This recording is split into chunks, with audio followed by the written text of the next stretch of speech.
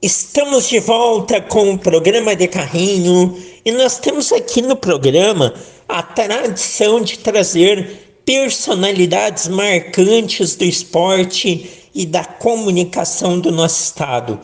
Hoje teremos mais uma delas, ex-delegado, treinador, homem de comunicação e até talismã.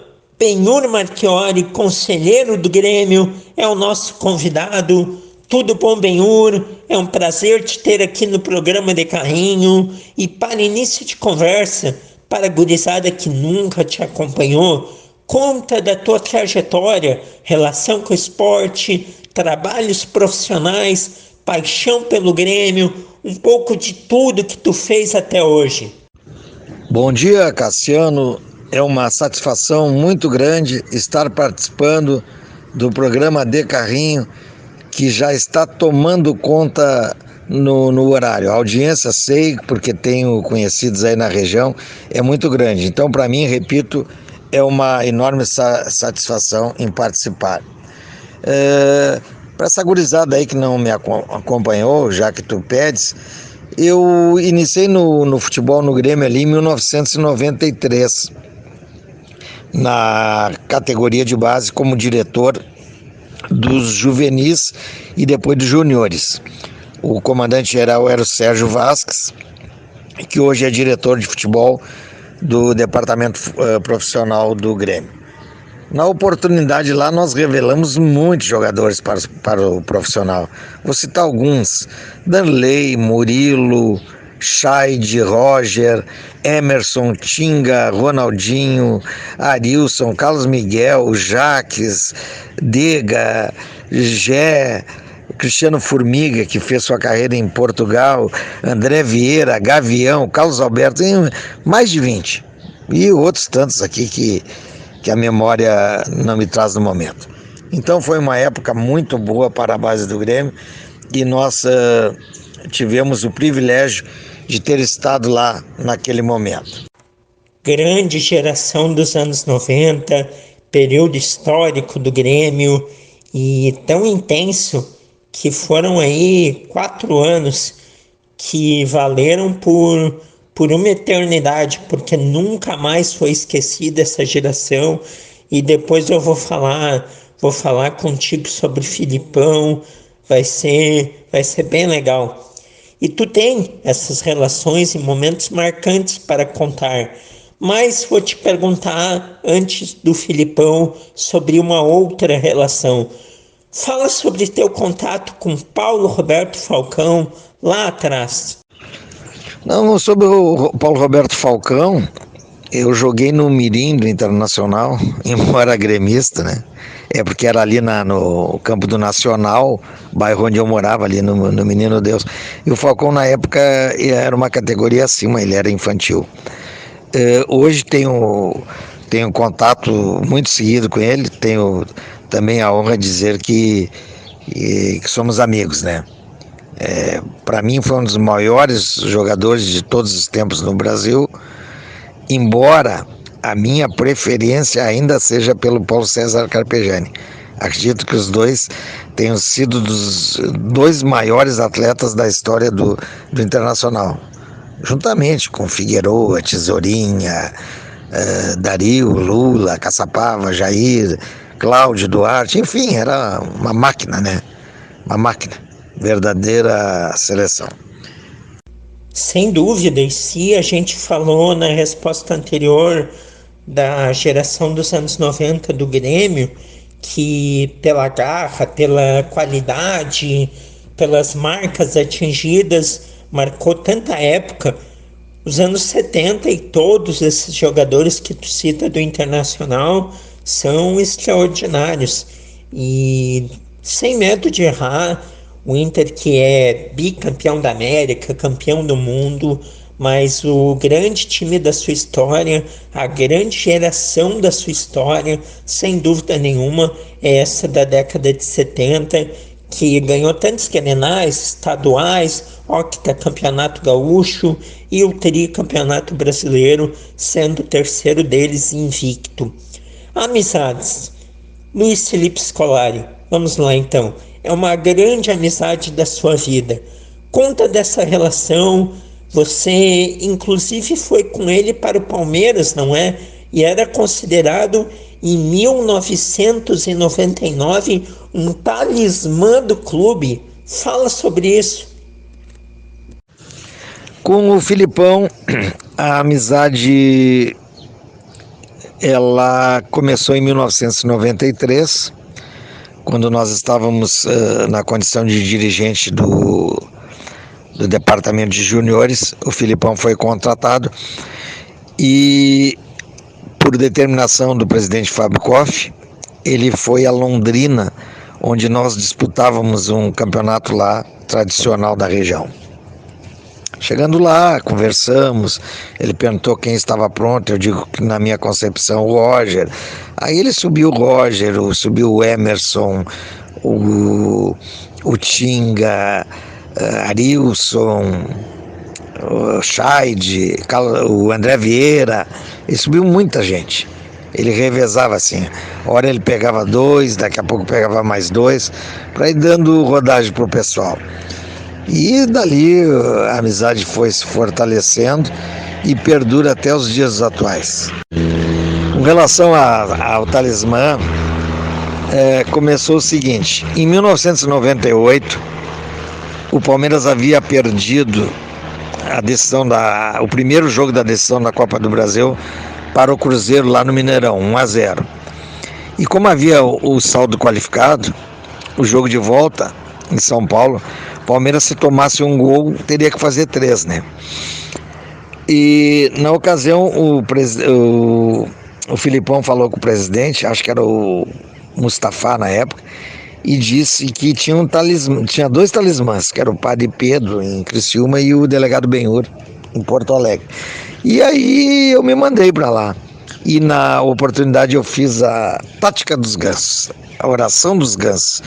Em síntese era o seguinte, que os gansos, quando eles migram, os 2 da frente eles fazem tamanho esforço que os imediatamente atrás fazem um esforço 29% menor.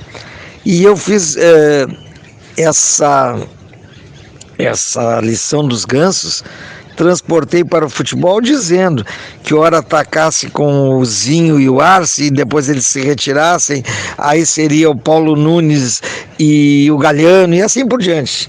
E foi muito comentado, inclusive, pela imprensa da época lá de São Paulo. E o Palmeiras ganhou de 2-0, inclusive teve um episódio que na pré-eleição lá que o Felipe fazia, eu disse por que o Zinho não bate falta, se batia até na seleção brasileira. Tava 1-0, uma falta aos 89 minutos, o Zinho bate, o goleiro do Cruzeiro espalma pro lado assim, quase para escanteio, e sem ângulo, o Oséias de sem pulo consegue fazer o 2-0, e foi uma glória, o Palmeiras campeão da Copa do Brasil. Com isso, no ano seguinte, decisão para Libertadores, o Filipão me convocou e nós fomos. E aí, chegando lá, houve alguns episódios assim, que até hoje o pessoal comenta, eu querendo me meter na escalação, uma coisa muito, muito saudável. E foi lá também que o Filipão inventou que eu havia aprendido um cavalo. Agora tu imagina, eu chegando assim no hall, onde ele concedia entrevista para toda a imprensa sul-americana, e aí ele fala com 3 repórteres e os caras vêm me entrevistar e perguntaram se eu era o delegado Benhur. E eu disse que sim, né? Eu todo bobo, todo vaidoso, os caras me conhecem aqui. E aí eles perguntaram, é verdade que o senhor prendeu um cavalo? Como eu vi que era sacanagem do Felipe, eu disse, não, na realidade, nós detivemos o cavalo para averiguação, e uma vez constatada a não participação efetiva dele no delito, ele foi imediatamente liberado. E aí depois eu dei o troco para ele à tarde, lá numa coletiva que ele estava dando para o pessoal de imprensa. O Pascoalzinho, hoje parece que está na Fox, perguntou sobre os títulos dele como treinador. Pô, aí foi covardia, né? Eu acho, eu não tenho certeza, mas eu penso que o Felipe deve ser o único treinador do mundo campeão nacional por vários países. No Brasil ele foi campeão pelo Palmeiras, Criciúma, Grêmio, no Japão pelo Júbilo Iwata, na China pelo Evergrande, no Kuwait pelo, não sei o nome do time agora, Raul, não sei o que, porque lá é tudo Raul, né? Então, aí ele enumerou. E aí o Pascoalzinho vira o bloquinho dele e pergunta. E como jogador, aí eu me meti para pagar de pirata. Eu disse, não, como jogador, tu já tens a resposta aí no teu bloquinho, Pascoalzinho. E o Pascoalzinho disse, não, mas o meu bloco tá vazio. Eu digo, exatamente. Ele não jogava nada, absolutamente nada, como é que ele ia ter títulos? Aí dei o troco do cavalo, né? E dessa forma é uma amizade que perdura até hoje. Seguidamente estamos falando, né? E é uma pessoa que eu respeito muito porque é um profissional muito sério, competente, dedicado, né? E vitorioso. Claro que tem o revés, aquele de 7-1, né? Mas ninguém ganha sempre, né? Sensacional, sensacional. Que história essa do ganso, a tática dos gansos. Muito bom, magnífico. E como era saudável os anos 90, as brincadeiras, a espontaneidade. Que época boa. Eu era criança nessa época, bem, mas foi quando eu comecei a gostar de futebol. E sim, o Filipão é multicampeão, multivencedor. Ele só não ganhou títulos no Chelsea, porque agora, mais recentemente, no período que, digamos, dizem que ele é ultrapassado, ele ganhou no Uzbequistão, ele ganhou na China, teve o 7-1, teve o Chelsea, mas derrotas fazem parte da vida de qualquer profissional. E, Benhur, tu falou ali que o pessoal lá em São Paulo dizia que tu queria te meter na escalação e coisa e tal. Sua carreira de técnico, que lembranças que tu tem dela e o que tu planeja para o teu futuro profissional? É estar na comunicação? É fazer outra coisa? Conta para a gente. E emendo com uma outra história que algumas pessoas sabem, mas que mostram muito do teu conhecimento. Você tem participação direta na vinda de alguém que veio ser tricampeão da América pelo Grêmio e como titular. Também fale sobre isso.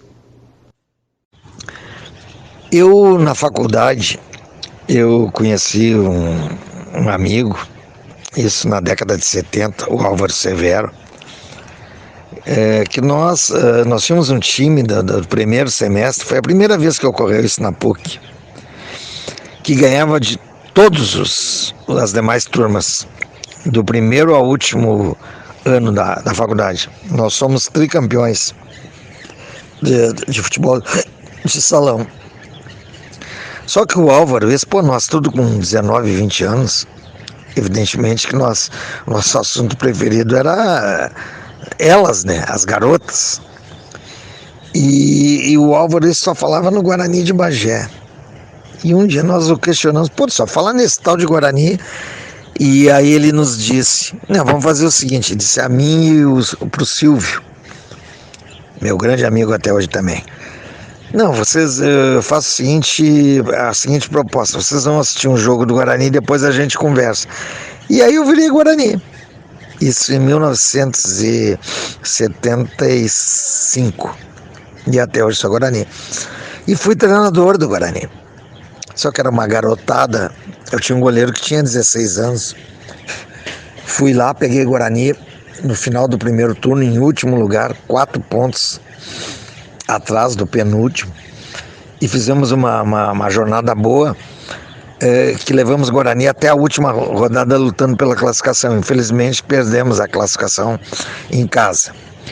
Mas restou disso que havia um garoto lá que jogava de meia e que eu o convenci a passar para a volância. E hoje, daqui 2 dias, ele estará disputando o título mundial pelo Palmeiras, que é o Jailson. Quer dizer, um garoto que veio do Guarani de Bagé,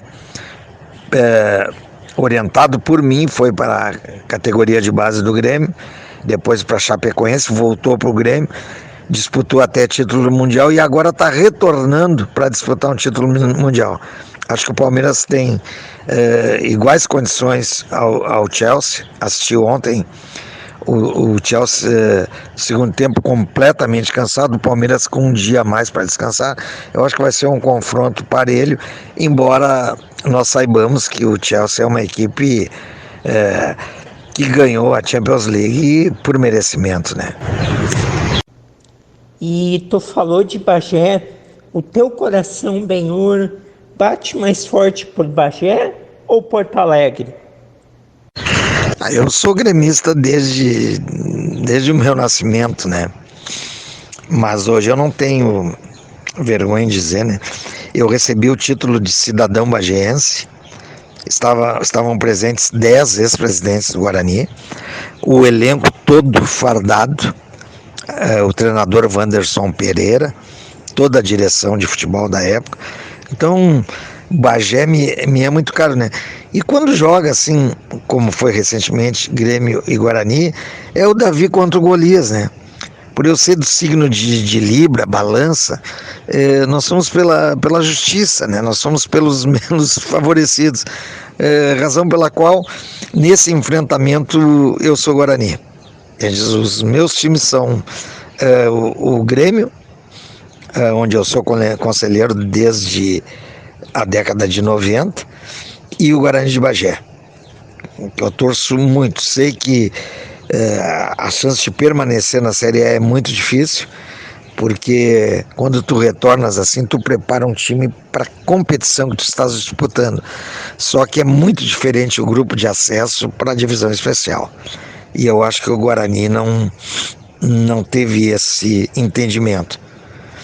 Mas, vamos lá, se retornar para o grupo de acesso, tem dirigentes competentes lá que saberão fazer com que o Guarani retorne para a divisão especial. Pois é, por essa dificuldade que existe quando uma equipe do interior sobe da divisão de acesso para a divisão principal, por uma série de fatores, receita, principalmente a receita, não é? Mas estar num ambiente onde já tem equipes e clubes muito experientes naquela disputa, muda o nível técnico, o campeonato é muito mais curto, é difícil. E o Guarani de Bagé enfrentou ainda o azar de ter casos de Covid, então uma série de dificuldades, e me causou estranheza que eles tenham demitido o Badico, que era uma espécie de tudo lá no clube, um manager que fazia de tudo lá, era o cara que treinava, que contratava, que ajudava aqui e ali na estrutura, foi esquisito. Bom, estamos aqui conversando com Benhur Marchiori, conselheiro do Grêmio, homem de comunicação, grande figura o Benhur, batendo papo aqui com a gente, e chegou o momento de falar do Grêmio, Benhur, seu clube de Porto Alegre. Bom, Benhur, 2 meses após o rebaixamento do Grêmio, qual o teu diagnóstico da queda do clube? Sobre a queda do Grêmio, eu tive a pretensão de, na segunda rodada, quando o Grêmio perdeu lá para o Ceará, no segundo enfrentamento, que eu não lembro agora quem foi, eu previ que o Grêmio ia cair. Porque o Grêmio seguiu à risca a cartilha do rebaixamento. Muitos equívocos, muitas contratações de jogadores que vieram aqui para terminar a carreira, contratos longos, salários altíssimos, isso quebra o vestiário, jogadores querendo mandar na direção, treinador se reportando diretamente ao presidente do clube, passando por cima do vice-presidente, nas entrevistas com o vice-presidente ao lado, o treinador dizia que tratava direto com o presidente. Então, assim, foi uma sucessão de equívocos que quem tem um pouquinho de experiência no futebol sabe que isso leva a um decréscimo de rendimento e, por via de consequência, a um rebaixamento. O Grêmio perde para o Ceará na primeira rodada, aí a segunda rodada tem o jogo com o Flamengo que é adiado, Aí o Grêmio na terceira rodada recebe o Atlético do Paraná e perde. Então, em casa, por 1-0. Então o Grêmio tinha já 2 rodadas aí jogadas, já eram 3 no campeonato e tinha 0 ponto. Bom, Benhur, e quais impactos por ser ano de eleição no clube pode causar aí na busca pelo retorno, que é o que tem para fazer agora, voltar para a Série A? Realmente é um ano eleitoral, né? Eu espero, porque a eleição é daqui 8 meses, né? Eu espero que, em razão de ser ano eleitoral, não haja reflexos dentro do campo, né? Que a disputa ela se concentre tão somente no campo político, né? Político de clube, que eu falo. Sei que haverá vários candidatos, espero que o vencedor tenha em mente fazer com que o Grêmio retorne ao lugar que lhe é devido, que é estar entre os grandes do futebol brasileiro, porque o Grêmio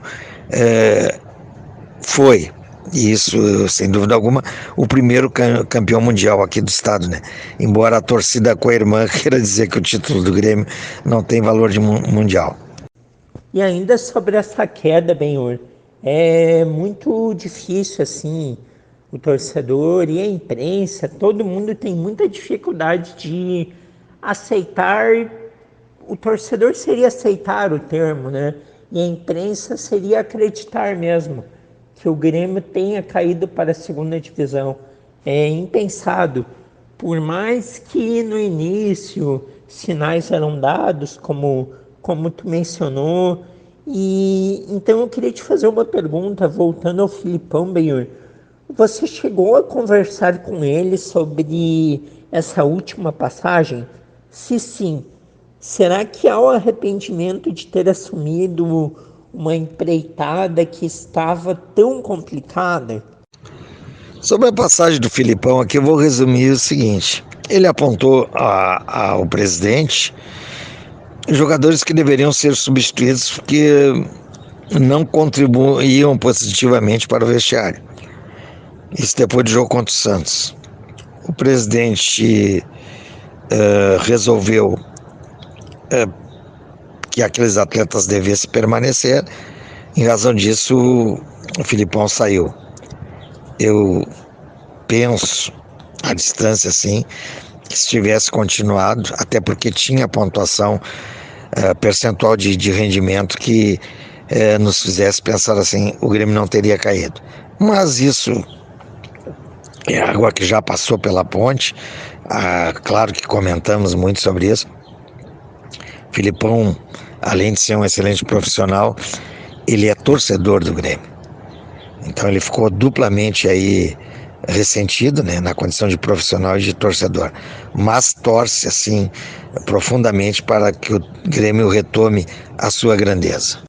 Sem dúvida, com certeza, e o que o Filipão fez pelo Grêmio está marcado e não é uma campanha ruim, não é uma sequência ruim que vai diminuir sua história no tricolor, que é para sempre. Se porventura os jogadores que ele gostaria de afastar e naquele momento não foram afastados, ficaram e o Grêmio acabou caindo, isso a história registra.